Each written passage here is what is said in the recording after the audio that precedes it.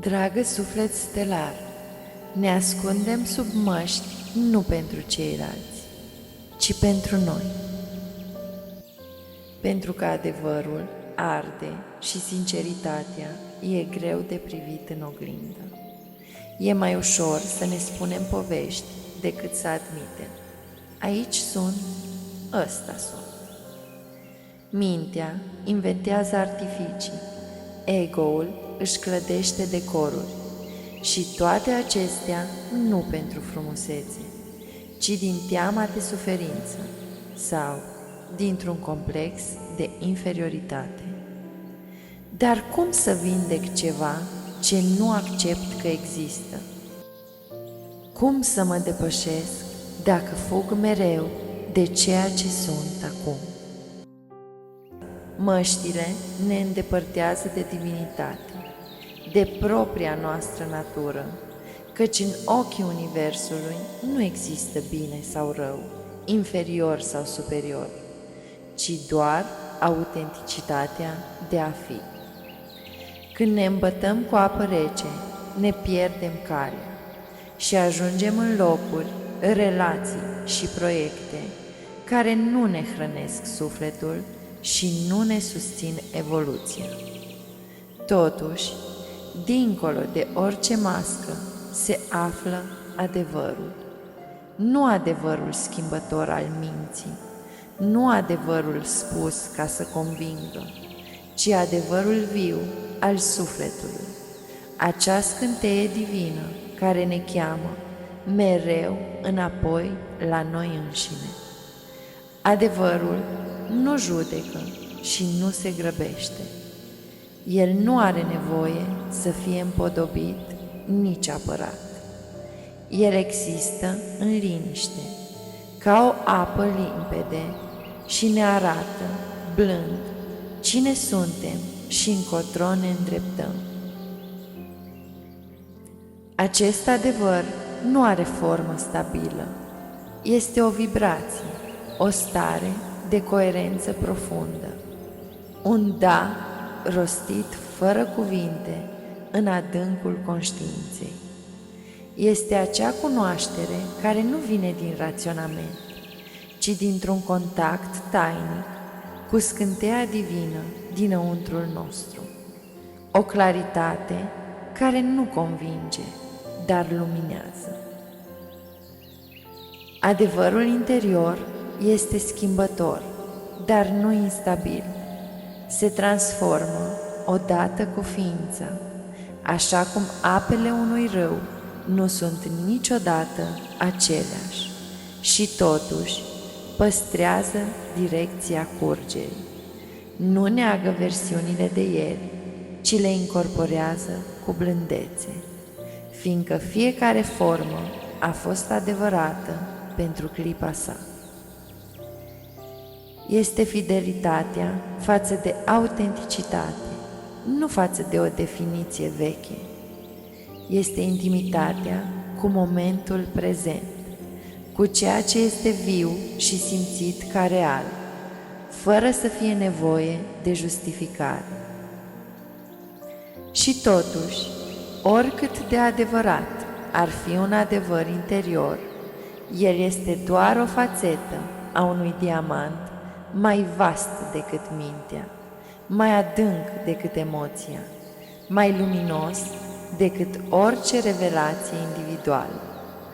Toate adevărurile, chiar și cele aparent contradictorii, sunt fire din țesătura unui adevăr absolut, care nu poate fi rostit în cuvinte și nici conținut în întregime de o singură ființă, perspectivă sau epocă.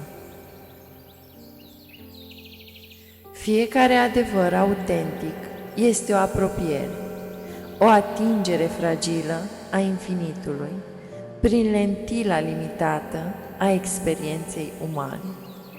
Și poate că în această limitare stă miracolul. Nu suntem aici ca să posedăm adevărul absolut, ci ca să-l trăim pas cu pas, să-l descoperim în noi și în ceilalți, să-l dansăm, să-l cântăm, să-l visăm, fără să-l închidem într-o definiție.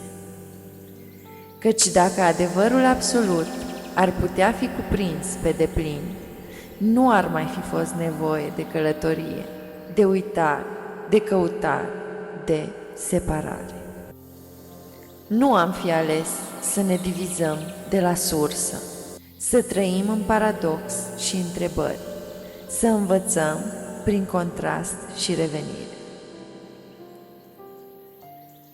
Adevărul trăiește în natură, în felul în care copacul crește atât în sus cât și în jos, fără să-și ceară scuze pentru rădăcinile adânci sau ramurile largi. În cântecul păsărilor, care nu cer aplauze, în zborul fluturelui, care nu-și pune întrebări despre frumusețe, în prezența lină a libelulei, care nu știe decât să fie. Adevărul pulsează în ochii ursului care privește fără mască, fără dorința de a părea altcineva. Este în felul în care cerbul pășește prin pădure sau în dansul unei pisici care nu are nimic de dovedit. Este în valurile care vin și pleacă, fără rușine, în focul care arde fără vinovăție, în vântul care suflă fără intenție de control. Natura nu minte, nu se preface că e altceva decât ceea ce este.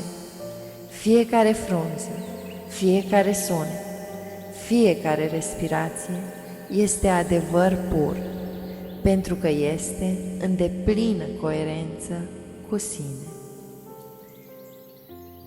Masca nu este dușmanul, ci semnul că am vrut să fim iubiți, protejați și înțeleși. Dar ea rămâne tot o iluzie, un strat fragil peste ceea ce suntem. Dincolo de ea nu se află rușinea, nici golul, ci adevărul nostru viu, esența divină care nu are nevoie de ornamente. Adevărul din spatele măștii nu strică, nu acuză, nu pedepsește. El așteaptă, calm și tăcut, clipa în care ne vom întoarce spre El. Și atunci descoperim că nu am fost niciodată lipsiți, ci doar ascunși de propria lumină. Adevărul e singurul sol pe care putem construi ceva durabil. El nu promite confort, dar promite libertate. Nu garantează ușurință, dar aduce pace. Astfel, măștile vor cădea când vom avea curajul să vedem că adevărul nu ne distruge, ci ne eliberează. Cu iubire mă înclin pentru tot ce am ales să fim.